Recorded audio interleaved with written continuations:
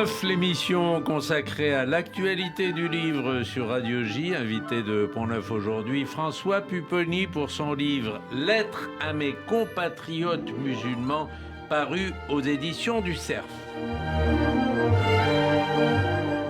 François Pupponi, bonjour. Bonjour. Vous avez été maire, je vous présente en quelques mots, vous avez été maire de Sarcelles pendant 20 ans, aujourd'hui vous êtes député du Val d'Oise. On va parler de votre livre, mais d'abord un mot sur le dernier scrutin. Quelles leçons tirez-vous des élections régionales?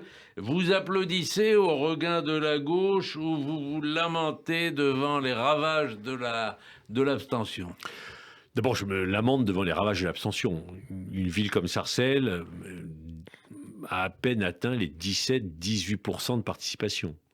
C'est-à-dire que plus de 8 électeurs sur 10 sont restés à la maison. Dans des villes où seulement la moitié de la population est inscrite sur les listes électorales.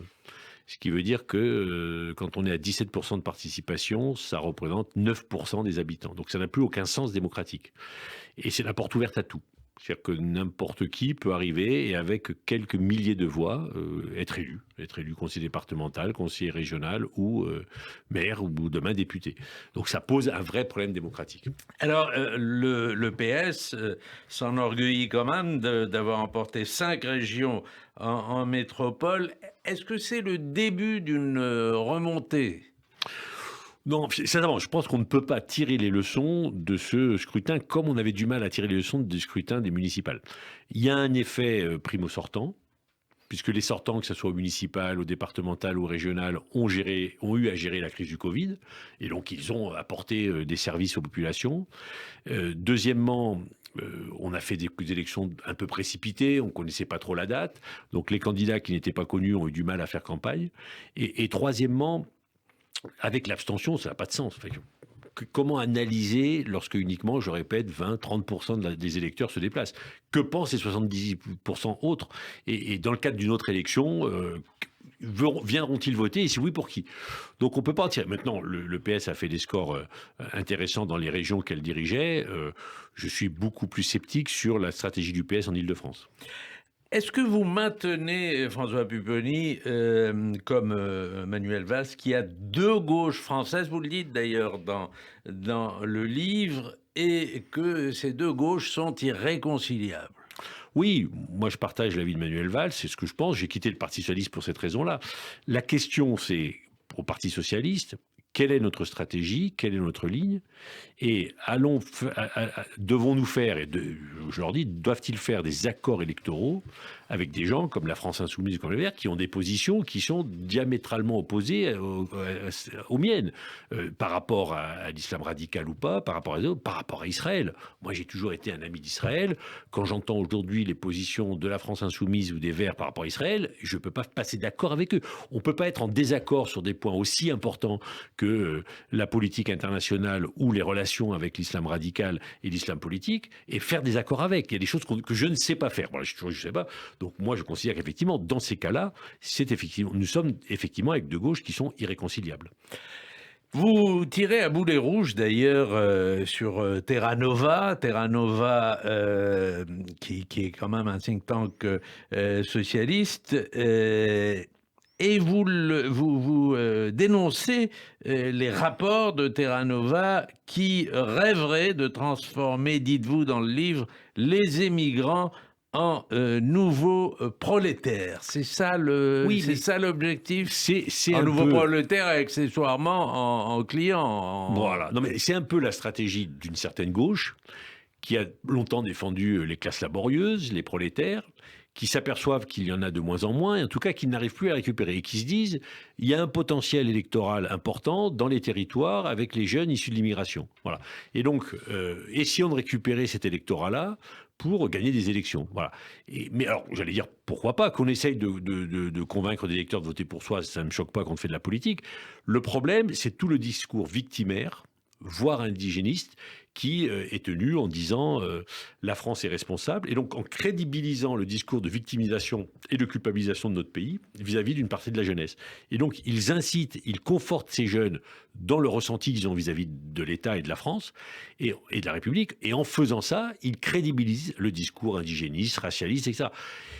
Et ça, c'est pas admissible de la part d'un parti comme le Parti socialiste. Moi, j'étais dans ce parti, ça a toujours été mon parti, et donc qui est un parti humaniste, de respect d'un certain nombre de valeurs. Et quand j'ai vu, par exemple, la candidate Audrey Pulvar dire qu'effectivement, lorsqu'on fait des réunions avec uniquement des Noirs, les Blancs peuvent venir, mais ils doivent se taire. Il ne faut pas qu'ils parlent.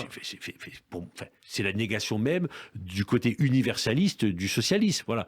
Et donc, il y a cette rupture. Et effectivement, je pense que des structures. Mais enfin, elle a fait un score médiocre au dernier. Oui, voilà. Donc, elle fait un score médiocre parce que les gens ne s'y retrouvent plus. Et à la fin, elle s'associe avec la France Insoumise et avec les Verts. Voilà.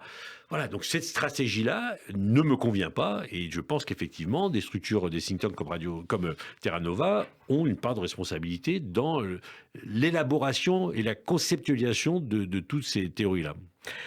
De même, François Pupponi, la loi sur le séparatisme, vous l'aviez approuvée à un moment donné. Aujourd'hui, vous la remettez en cause. Pour quelle raison ? Non, pas tout à fait. Moi, on est en plein débat à l'Assemblée nationale.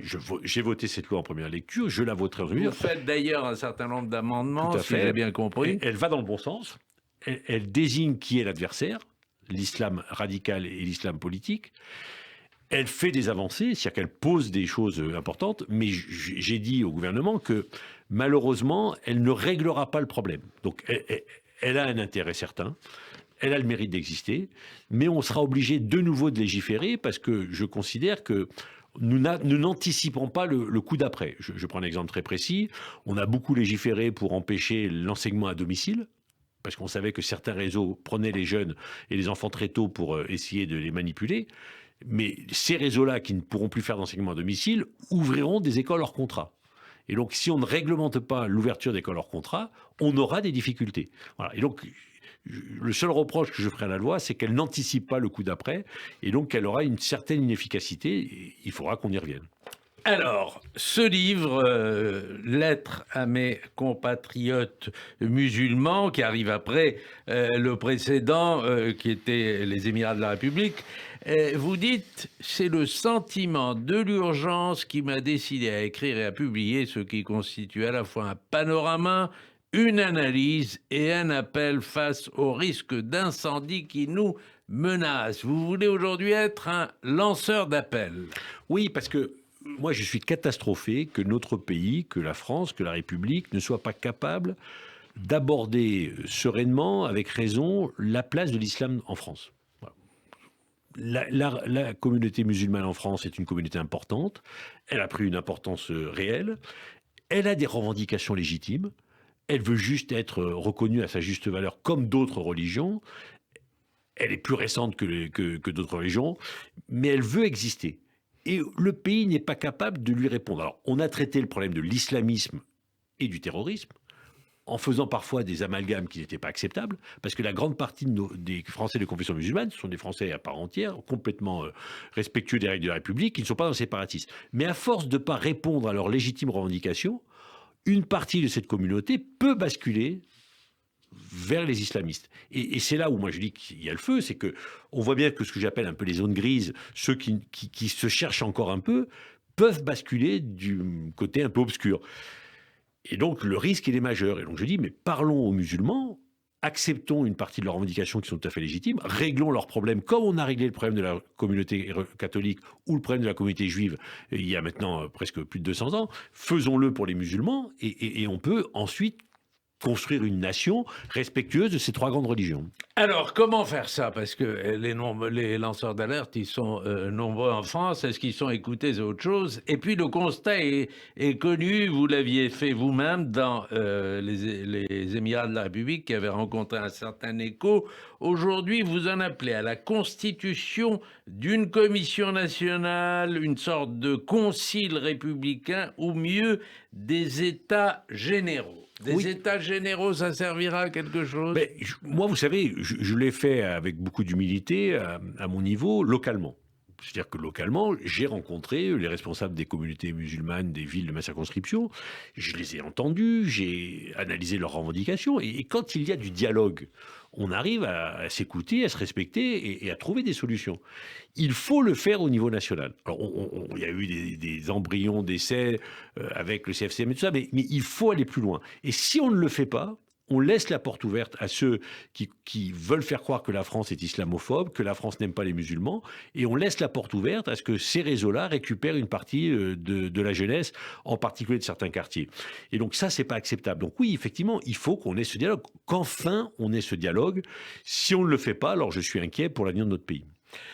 Alors, une bonne manière de le faire, c'est vous en appelez en tout cas la laïcité. La laïcité est un ticket gagnant-gagnant. L'État se libère de toute emprise religieuse et en même temps, les religions se libèrent de toute entreprise étatique. Alors, sur le papier, c'est clair, tout le monde en convient d'ailleurs, tout le monde convient que c'est la solution, mais en même temps, on voit bien que cette laïcité, elle est attaquée de toutes parts. De toutes parts. Moi, je suis assez catastrophé de ce que j'entends et des débats. On a eu le débat avant-hier à l'Assemblée nationale sur la neutralité, par exemple, dans des bureaux de vote. Bon. La laïcité, c'est à la fois la séparation des églises et de l'État, mais c'est à la fois aussi le respect de la liberté absolue de conscience. Dans notre pays, nul ne peut être discriminé en fonction de sa croyance. Bon. Et donc, il faut accepter que les gens croient. Il faut accepter leur manière de croire, dès lors qu'ils ne l'imposent pas à d'autres, et que ça ne met pas en cause, bien sûr, l'ordre public. Et il faut le tolérer. Voilà. Et c'est compliqué, la laïcité. Et donc, il y a tout le débat sur le voile. Moi, on ne peut pas être dans un pays laïque qui dit il y a la liberté absolue de conscience. Et si les femmes musulmanes veulent se voiler, c'est leur droit, c'est leur croyance, il faut le respecter. Après, la République est capable de dire il y a des endroits où le fait religieux ne doit pas apparaître. C'est l'école. Ce sont deuxièmement les services publics et qu'on va élargir le champ. Et moi, je considérais par exemple que les bureaux de vote étaient un lieu de neutralité. Mais ailleurs, c'est accepté. Et il faut le dire, même si ça ne plaît pas à certains. J'ai le droit de considérer que le voile ou la kippa, ça me pose une difficulté personnelle. Mais en tant qu'élu, je me tais et j'accepte la croyance de l'autre. Il faut accepter la croyance de l'autre. Et la laïcité, c'est ça, c'est le respect et la tolérance. Aujourd'hui, certains ont une vision de la laïcité qui est le refus du religieux. Non, ceux qui refusent le religieux sont tous sauf des laïcs. Ce sont des anticléricaux. Mais en tout cas, la laïcité, c'est le respect. Alors après, c'est jusqu'à où on accepte le fait religieux dans l'espace public, hors de l'espace public, etc. Alors, vous évoquez aussi les noms des grands islamologues, Louis Massignon, Henri Corbin, Jacques Berck, Mohamed Harkoun. Mais enfin, qui sont les successeurs de ces grandes figures aujourd'hui? Est-ce qu'il y en a? Il faudra qu'il y en ait. Oui, il faut que la communauté... Enfin, d'abord, il faut que la communauté musulmane le fasse émerger ces grands penseurs et qu'elle soit capable aussi de parler. Parce que souvent, le problème, et on nous le reproche, c'est qu'on dit, mais beaucoup de gens parlent de l'islam, mais on n'écoute pas les musulmans. Et c'est en partie vrai. Le problème, il faut que la communauté musulmane soit aussi capable, à un moment, de s'exprimer. Et ça, c'est ce que je dis un peu dans le livre, c'est ce qui manque un peu dans le débat. C'est qu'il faut qu'il y ait des grands penseurs de l'islam de France, il y en a, attention, mais qui soient capables de s'exprimer et de participer au débat. Parce qu'on ne peut pas faire ces états généraux s'il n'y a pas une participation collective et si chacun ne participe pas à ce débat qui me paraît fondamental. Alors, il y a une question dans un tout autre registre. Vous dites, on aura vu la maire Europe Écologie Les Verts de Strasbourg s'aventurer et s'empêtrer dans la politique réelle en envisageant de financer sur les deniers publics la construction d'une nouvelle mosquée dans sa ville. C'est une affaire qui a suscité la polémique. Comment vous auriez géré ce type de problème à Sarcelles? J'ai eu à Même gérer. si c'est pas le même cas, puisque Strasbourg, c'est la situation concordataire qui change tout. C'est pratiquement le même cas. J'ai eu à gérer le cas, puisque à Strasbourg, c'était ce qu'on appelle le Miligorus. La Confédération islamique Miligorus, qui est une confédération affiliée à la Turquie, revendiquée en tant que telle. Moi, c'est des gens qui étaient venus me voir, avec qui j'ai discuté. Et quand je me suis aperçu qui ils étaient, j'ai rompu les négociations. Parce qu'ils veulent construire à Sarcelles un centre, à la fois qui est à la fois culturel, mais qui aurait une vocation à être une mosquée aussi. J'avais commencé les négociations. Et quand je me suis aperçu qui ils étaient, j'ai rompu les négociations en disant non, moi, je ne peux pas discuter avec vous, j'ai vu qui vous étiez, j'ai pas envie que vous installiez à Sarcelles. Le maire de Sarcelles actuel, lui, a fait fi de ce que je lui avais dit en disant ne discute pas avec lui, il a discuté. Il a accordé un permis de construire, il a vendu un terrain au Miligorus et accordé un permis de construire qui vient d'être aujourd'hui suspendu par le tribunal administratif à la demande du préfet, puisqu'en fait, il y a un parallélisme entre Sarcelles, Strasbourg et Albertville, là où le Miligorus voulait également construire une école. Et d'ailleurs, cet après-midi à l'Assemblée nationale, on débattra de la possibilité pour un préfet d'interdire la construction d'une école, par exemple, lorsque la structure qui veut porter l'école est liée à un gouvernement avec à qui la France a quelques difficultés. Donc c'est un vrai sujet. Il ne faut pas discuter, il ne faut pas dialoguer. Voilà, à un moment, quand et alors, encore moins depuis que, par exemple, que le Miligorus a décidé de ne pas voter la fameuse charte de l'islam en France, demandée par le gouvernement, en refusant cette charte. Bon, voilà, donc il y a des motifs, on peut ne pas faire. Alors, ce qui était choquant dans l'affaire de Strasbourg, et moi je dénonce aussi parfois un peu la duplicité de l'État, c'est que la préfète du territoire concerné avait elle-même financé le Miligorus. Donc à la fois on reprochait à la maire de Strasbourg de faire, et on avait raison de lui reprocher, mais l'État, ils n'ont pas été exemplaires non plus. Et c'est parfois le double discours de l'État. Alors maintenant, on a compris, puisque le ministre de l'Intérieur a mis un peu l'eau là, mais globalement, parfois, ces structures, elles sont financées et par les collectivités locales et par l'État. Et moi, je pense qu'à un moment, on ne peut pas tout financer, on ne peut pas tout accepter. C'est tout l'intérêt de la loi que nous sommes en train de voter. Et que lorsque certains ne reconnaissent pas les règles de la République ou refusent de signer la charte des valeurs républicaines comme le gouvernement l'a proposé, on doit dire, dans ce cas-là, on ne vous finance pas. Faites ce que vous avez à faire, mais on ne vous finance pas. Il n'y aura pas de deniers publics où vous ne pourrez pas ouvrir de structure dès lors que vous ne respectez pas un certain nombre de règles. Quel jugement vous portez aujourd'hui sur l'action de votre successeur à Sarcelles ? Écoutez, j'ai mon avis sur la manière dont il fait de la politique. Ce que je conteste, et c'est pour la raison pour laquelle je n'ai pas voulu être candidat avec lui, il m'a proposé d'être sur sa liste, j'ai refusé, et je me suis présenté contre, on a été battu, et c'est la démocratie, parce que je ne voulais pas assumer. Ce que je ne peux pas accepter, on l'a encore vu à ces élections, c'est les accords politiques qui passent avec des partis de gauche ou d'extrême gauche qui ont des positions. Aux élections départementales où il était candidat, il a été soutenu au deuxième tour par les candidats du Parti communiste, dont une suppléante vomit régulièrement sur les réseaux sociaux sa haine d'Israël. Voilà. Ça, je ne sais pas faire. Je ne sais pas passer un accord avec des personnes comme ça. Donc voilà, mais c'est le problème de la gauche et du Parti socialiste qui, pour gagner des élections, est capable de s'associer avec des gens que je considère comme n'étant pas respectables et fréquentables. En tout cas, moi, j'ai toujours dit que je préférais perdre sans eux que gagner avec eux. J'ai perdu et c'est une certaine fierté pour moi. C'est clair. Vous envoyez cette lettre à mes compatriotes musulmans. Est-ce que vous avez reçu des réponses ? Est-ce qu'il y a eu des réactions dans le monde associatif, dans le monde politique ? Oui, quotidiennement. Vous savez, le premier livre a été mal compris. Les Émirats Républiques, certains, alors, les réseaux islamistes ont fait pour le bruit, bien sûr, que j'étais un méchant islamophobe et que je détestais la communauté musulmane et que bon, ok. Donc ce livre, c'est aussi pour dire, attendez, voilà ce que je pense. Et l'intérêt du livre, c'est que ça permet d'ouvrir le dialogue. Et il y a un certain nombre d'individus, de jeunes, qui m'appellent, qui me voient, ils comprennent pas, ils entendent mes... Bon, et il faut... Mais moi, c'est ce que je cherchais. J'ai écouté. Je considère que la situation est grave. Si j'avais uniquement vu mon intérêt personnel, j'aurais pas fait de livre. Je me présentais aux élections, je disais pas ce que je pense, en espérant ne froisser personne. C'est pas ma façon de faire. Je dis ce que je pense, au risque de froisser les gens, mais ce qui m'intéresse, c'est ouvrir le dialogue. Et ensuite, quand vous êtes interpellé par un certain nombre d'individus, dont des jeunes, quand vous engagez le débat, là, ça permet de faire avancer les choses. Moi, ce que je crois, et c'est pour ça que j'en appelle à des états généraux, c'est que si on ne dialogue pas de ces sujets, si on n'aborde pas le sujet, alors on aura des problèmes. Et à force de refuser le dialogue et le débat, et de refuser d'aborder un sujet qui est, je crois, un des sujets de préoccupation des Français, on va à la catastrophe. Donc c'est pour ça que je préfère participer à ce débat et discuter. On va entrer dans une campagne présidentielle à partir de la rentrée. D'une certaine manière, on y est entré déjà.